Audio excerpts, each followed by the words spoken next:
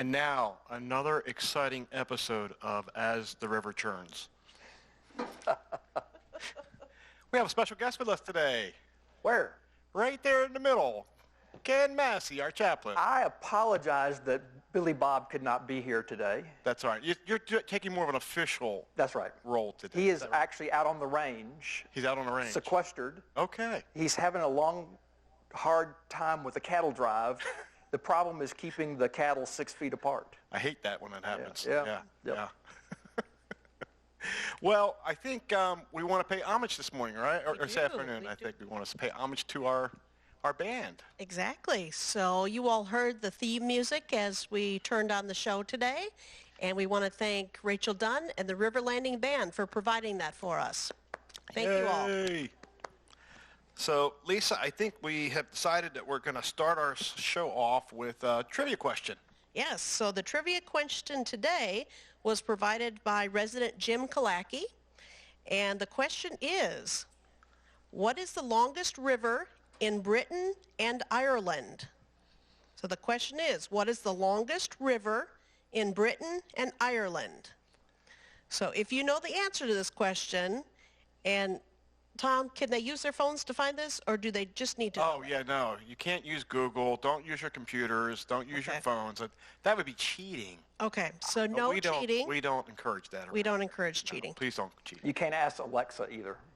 You cannot. You can't ask Siri either. So, okay, so once again, don't the ask question, anybody in your house, for that matter. No. What is the longest river in Britain and Ireland? And Michelle is manning the phone right now, so give her a call. If you know the answer, the number to call is 336-389-4103.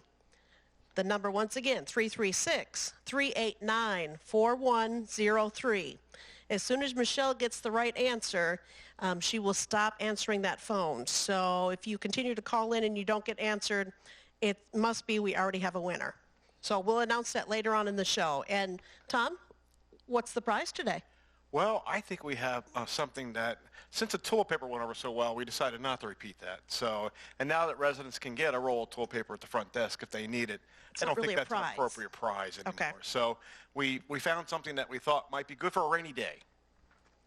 An umbrella. Nice. A River Landing umbrella. Yes, so that'll be the prize today. Thank you, marketing, for this little treat today. Yes. That's almost 6 feet long. You could just carry it around like Perfect this. for social distancing. Almost. Not quite, though, Ken. I think it's a little shorter than 6 foot. So, well, kind of par usual, we want to start today talking a little bit about a little bit of an update about coronavirus here at River Landing. Don't have a ton of stuff here that we want to talk about, but a couple of developments that happened throughout this morning as far as just announcements and releases. But we did get, I'm sure most of you probably are staying aware of this, we did get a press release from the Guilford County Department of Health and Human Services that a second positive case was found here in Guilford County. And again, according to this, it was another patient that had traveled to Florida with the family. So that's what I'm hearing. This says here the patient began experiencing symptoms upon their return from out-of-state travel during the second week of March. So might want to be keeping that patient and that family in our prayers. Also today, some of you may have had a chance to watch the governor. I think he did a press conference today. And he shared that North Carolina unfortunately had its first community spread case. The governor didn't mention where that was, but I think we have since found out that that was in Wilson County, which we were trying to figure out exactly where Wilson County is. And I'm not a native North Carolinian, so I had no idea where Wilson County is. But we said that was somewhere near Fuquay, how do you say that? How do you say that here? Fuquay Varina. Fuquay Varina. Say that one 3 times really fast, right? So, but anyway, also, I think, Ken, you passed something on to me today. It seems like our good friend Scooter Nance was enlightening the golfers with some new things to help kind of keep the virus at bay while they're playing golf. And I thought it was to lower our scores. Is that what? Do you think it'll help lower the scores? Maybe. He's getting rid of the sand rakes. Okay. I know that's one of them. Okay. Which means you can't hit it in the sand. Well, that's good. Yeah, what happens if you hit it in the sand, and then you blast out of the sand, and then the next person hits it in there where the person blasted out of it. I think maybe you should just go into the sand trap and get your ball and just take it out, free drop. Yeah, but how about a free throw? A free you could throw, throw it yes, onto yes, that's basketball. Isn't that But basketball? we could try it. Okay, We could try it. that sounds like it'd be a winner. Now, Lisa, you have the full list. There's a couple other things on there, right? A couple of things, and I'm not a golfer, so I'm not sure what some of this means, but putts will be considered hold when your ball hits the cup in any way. Okay. Actually, that's a long-time rule here.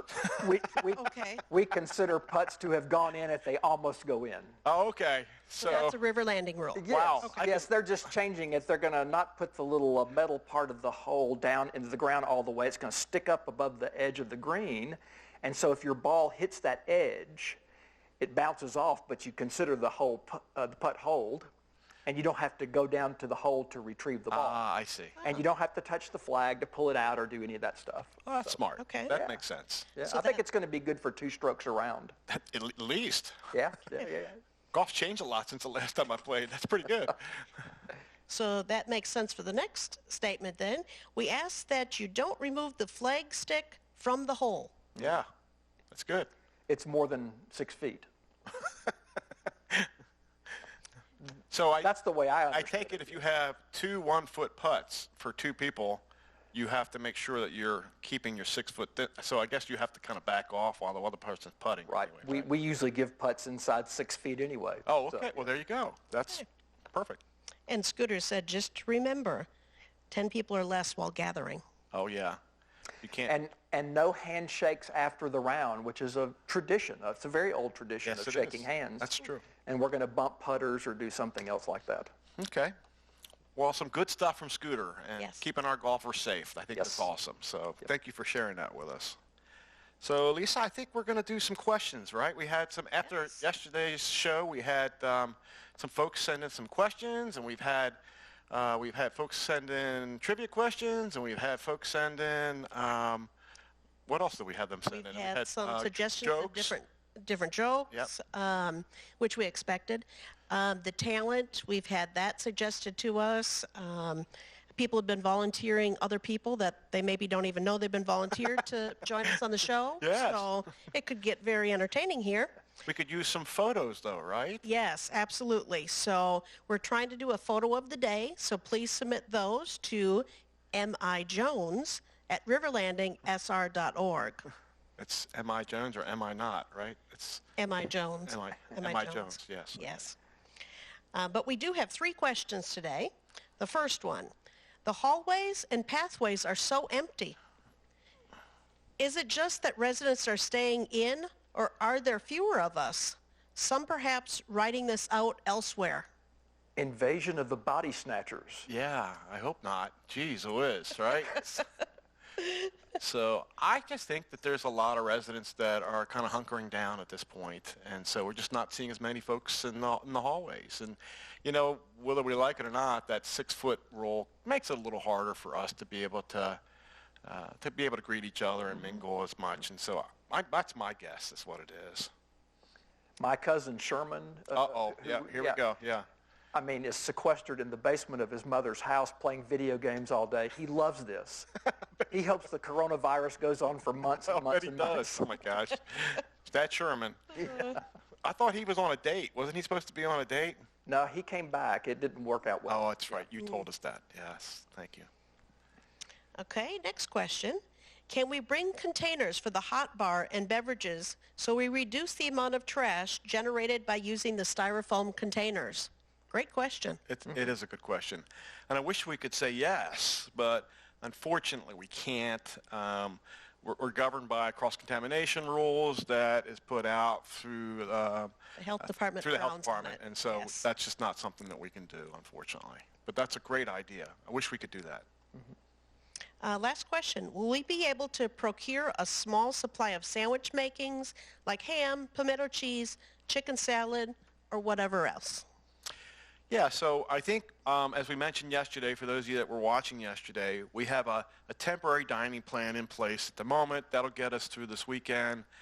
We're planning on rolling out probably by tomorrow at the latest what the plan's going to be effective on Monday. As a matter of fact, I think we're going to ask Joseph. He doesn't know this yet, but we're going to ask Joseph to come be our guest tomorrow and kind of go through some of those plan ideas for next week. And I certainly think that that's something that we could consider. That's a great idea. So And if we can initially, it's a work in progress. Yeah, We'll that's continue right. to add to our we'll just- selections. Yeah, and even when we put the plan in place for Monday, that's not the final end of the plan. We'll keep trying to tweak it and make it better as we go along. Absolutely. All right. Okay, is it time for virus tip of the day? Virus tip of the day. Go ahead, Okay. Lisa. The tip today is keep your social distance 6 feet apart. Okay, and we are doing that today by having 6 feet up here. There's 2 for Lisa, 2 for me, and 2 for Tom. Jeez. Nice one, Billy Bob. So I think, Ken, we kind of have gotten to the portion of the program that we wanted to maybe get a little bit more serious with. And, I think this is great to be able to kind of have some fun with this program and Yes. To make a little bit of light and trying to keep things lighthearted. But, there's some serious side to what's going on. Absolutely. And I think you have been preparing to be able to come and talk a little bit and maybe for us to even have a little bit of a discussion, I think, as well. Yes. So we're going to turn it over to you. Okay. I thought I would bring to us one of my favorite texts. I hope it's appropriate for this time. It's from Isaiah, the 40th chapter. Have you not known? Have you not heard? The Lord is the everlasting God, the creator of the ends of the earth. He does not grow faint or grow weary. His understanding is unsearchable. He gives power to the faint and strengthens the powerless. Even youths will faint and be weary, and the young will fall exhausted. But those who wait for the Lord shall renew their strength. They shall mount up with wings as eagles. They shall run and not grow weary. They shall walk and not faint. I had a couple of peach trees in my backyard when I lived in Waco, Texas, and they made so many peaches we could not eat them all, preserve them all, or freeze them all. And so we would put them in a basket and put them in the back of my son's little red wagon, and we would go walk in the neighborhood and just give them away. I don't know if people have ever had so much of something that they had to give it away, but God has that with strength. So much of it, God just has to give it away all the time. And interestingly, the prophet thinks that there are 3 different ways that God gives us strength. And it's expressed in those 3 phrases, to mount up with wings as eagles, to run and not grow weary, and to walk and not faint. And so I was thinking about those 3 today and thought we could discuss them. Sometimes God's strength comes to us as this loftiness, right? Mounting up with wings as eagles. Yeah. And I think perhaps the prophet means the gift of perspective. And I know when we are sort of in a grind to try to get things done, and maybe we're under pressure and we're stressed out, sometimes we get down in the gutter and just grind it out. And God's strength needs to come to us at times to bring us back up away from that, to get the 30,000-foot view, to gain some perspective that we lose sometimes when we're surrounded by challenges. And I have seen a lot of that happening in our community already. Yeah. I have seen people obviously rolling up their sleeves and doing what they have to do, but I've also seen our leadership gather together and back away from the immediate concerns and say, let's try to get a big picture of what's going on here. Because if we don't have that big picture, then we're just going to be bumping into walls and bumping into barriers. And so I wanted to ask you guys just about how it is that we take opportunities in times like this to try to gain some of God's perspective on this and not just be in the weeds all the time. I think for me, we've had a lot of time to reflect over the last couple of weeks, and we have been down in the weeds, and we've been really grassroots going here. And for me, it really hit me the other day of gratitude. Oh, yeah. You don't always think of that during crisis like this, but it really reminds me of how much we had prior to now. Things are getting stressful. It's hard. I go to the grocery store. There isn't meat for me to buy there. And those are things I took for granted before, that was always available to us. But then I had to step back and think, you still have to make the best of this, so you find other choices, you make other decisions. But gratitude just comes to mind for me is just being thankful for what I've always had, even more thankful now. And to think in future when we go back to our past normal, being thankful for that because we've been without our things that we're used to having. So that's what I've taken from this over the last couple days, for sure. Good. What I have seen is the ability for people to back away from their own personal concerns to see the need for others and to see that it's just not a matter of me protecting myself, but I've got to sort of back away from that and see that some of these steps are meant to protect other people. Yeah. Absolutely. And I see that happening all over the place today. You know, one of the things that I have really appreciated about being here at River Landing is that, you know, besides having incredible residents, we have just got a fantastic staff. And, you know, it's amazing to me how, especially, and I'm going to point out our leadership team here at River Landing, it is our own little nucleus of family that's there. We are with these folks more than we're with our families at home, quite honestly. And so it's a little family within our group.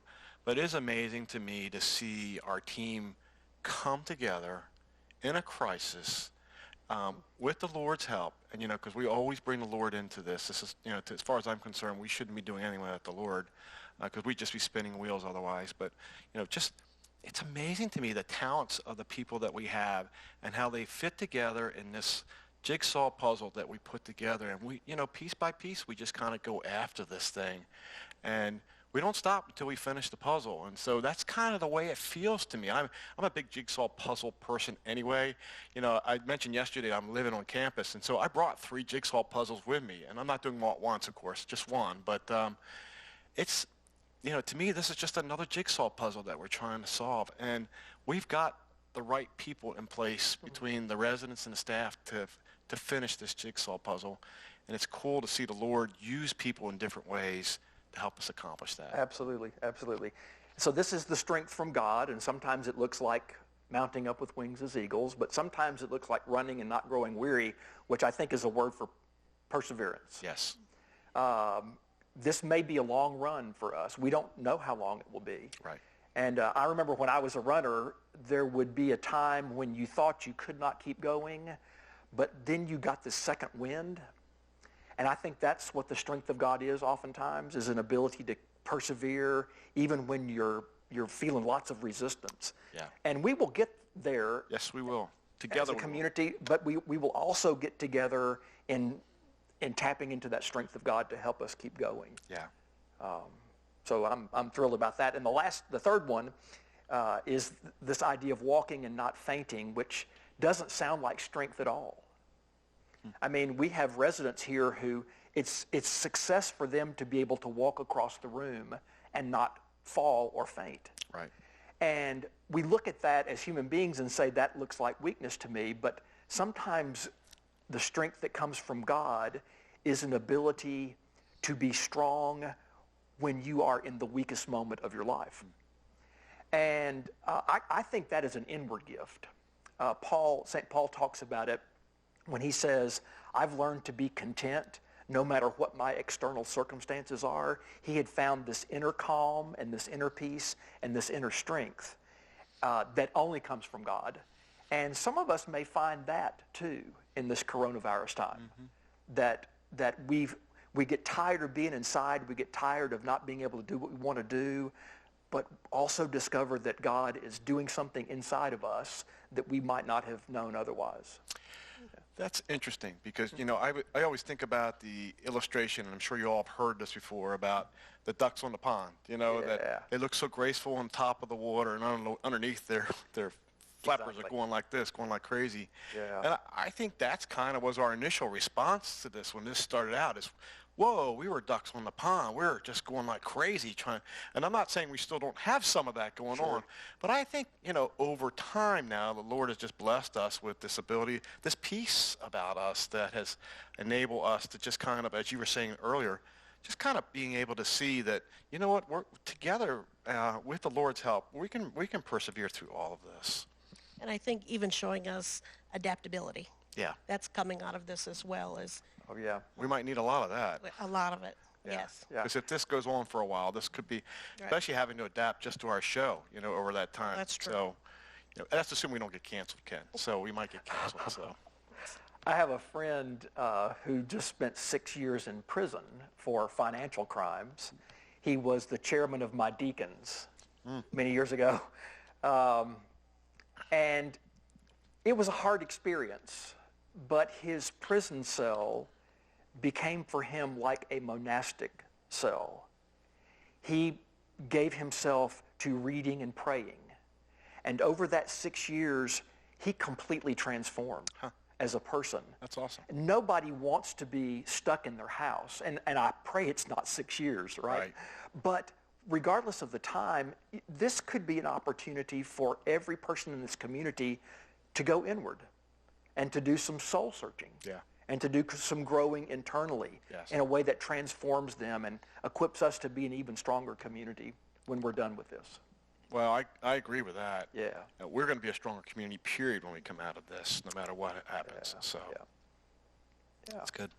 Well, thank you, Ken. God bless us. Thank you. That's awesome. Yeah. We appreciate that. You bet. Those are good words for us today. So, Lisa, I think we've got a few birthdays that we can announce today, right? Yes. So happy birthday to Marie Clark, who lives in Doral. And happy birthday to Marsha Lottie, who's in Glen Eagles. Happy birthday today. They're both celebrating their 39th birthday today. I believe that's correct. That's what I heard, so that's good.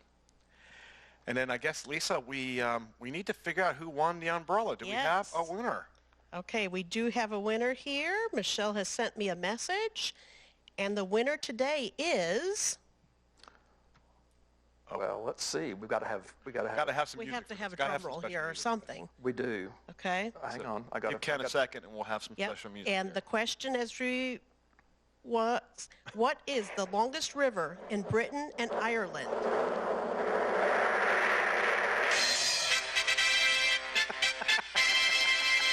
And the answer is the Shannon. The Shannon. The Shannon. And the winner is Neil Shields. Neil Shields. Way to go, So Neil. congratulations, Way to go, Neil. Neil. All right. Now, if you feel the need to have to trade your umbrella for some of Mary's toilet paper that she won yesterday, you have to take that up with her, right? Yeah. I would think. Yes. So, Yes. because Mary won toilet paper yesterday. So. Yeah, this is not toilet paper. These are not interchangeable gifts. Thank you. You don't have them. So So I think... we'll have to save that for another day. Yes, So we were going to have a little fun with facts about toilet paper, but we we have forgotten the sheets that we need to be able to talk about the fun facts of toilet paper. So guess what? We'll talk about toilet paper tomorrow. There's always time to talk about toilet paper. I mean, It's one of my favorite subjects. we could even save it, Ken, for next Thursday when you're could. back. We could. 'Cause Yeah. I think there's some fun facts with the toilet paper that you might have some opinions about. Well, I would also like for people to weigh in on whether it's supposed to hang back toward the wall or hang over away from the wall. I mean, this is a deep philosophical question is. that remains unanswered. So I'll tell you what, if you feel led, then email Ken with your Yes, choice. please. He will love that because, he doesn't have anything else to do in his office. So if you want to email him your answer as to whether it's forward-facing or back-facing, We will solve this once and for all. And you know what? You have a week because then next Thursday we can come on and we can talk about this. How about that? If it's a split decision, I'm guessing we could take some restrooms and hang it one way and some restrooms and Well, hang you know it what? We could try We'll both. buy 2-ply then, and we got it covered then that way. Very good. Very good. All right, Ken. Well, we've been trying to make this at the end of our program a time for a joke, and so. Oh, yeah. So since I'm the one that usually does it, and they get pretty tired of my jokes pretty fast, we understand thought that. maybe thanks a lot. We thought maybe it'd be a good idea for you to be able to tell us either a joke, or I don't know if you're going to do a montage of jokes, or what you're No, planning. well, I've been thinking about humorous stories around people being sick, and I remember having this friend named Bud who stayed home because he had the flu. Okay. And he was asked about it, how's it going, and so forth and so on. And he said, well, actually, it's been pretty good. And I said, how is it good to be home with the flu? He goes, well, when I was home all day, I figured out how much my wife really likes for me to be around and be home. I said, really? How do you know that? He said, well, every time the mailman or the FedEx guy would come along, she'd run outside going, my husband's at home, my husband's at home. No, wait a minute. You're making fun of my jokes. Yeah, I'm not sure that was any better, Ken. Okay. You got another one? Let's try another So one. I've got one more. I'll try. So I'll tell you little Johnny is at church Oh, I with his love mom. stories about little John. Yeah. Little Johnny's at church with These his are good. mom, and he goes every week, and he's really a good boy, but he was feeling a little squeamish, and so he whispered to his mom that his tummy felt kind of upset, and he thought he might throw up, and what should he do? And his mom says, you need to go across the other side of the church where the restroom is and go take care of it there. And so he slipped out, but like 30 seconds later, he's back in sitting next to his mom. She goes, did you go to the restroom? He goes, no, I didn't have to. I just went out there and there was this box and it was labeled for the sick, and so I just threw up in there.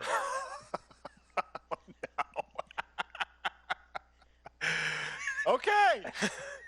I don't know how we follow that up.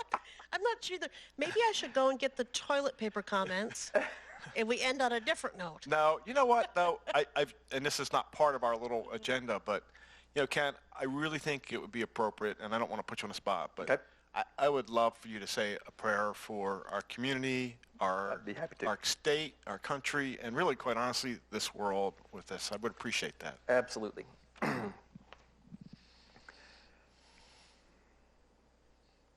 God, we always have need of you, but oftentimes it's not in our awareness. We're not paying attention. We're busy living our lives and doing our thing. But at times like this, we do sense our need for you to be present in our lives, for you to be active in our world. We confess that we do not fully understand why diseases like this come about that so adversely affect lots of people. Yeah.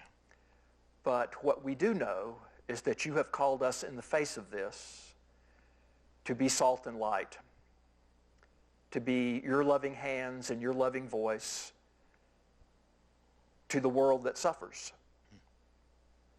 And so our promise to you is that those who have health, good health, and who have the capacity, we will be about easing suffering in our world, Yes. wherever it happens, and especially here in our community. Give us the strength and give us the wisdom to know how to serve each other and take care of each other. Yes. And we ask for your protection to be upon us. Yes. We ask for you to show us the way forward. Yes. And we thank you in advance for all the ways you care for us and love us. Yes. And we pray this in your name. Amen. Amen. Amen. Thanks, Ken. Yes. So that wraps up another episode. And I think we're going to end it this way every time, and just to tell you how much we love you all. And, we have a very special community here. I'm just very appreciative, and I feel very proud to be a part of this family here at River Landing. So please be safe, keep your social distances, and keep a good attitude, keep good spirits. From our 6 feet to yours. Amen. See you all. Thank you. See you tomorrow.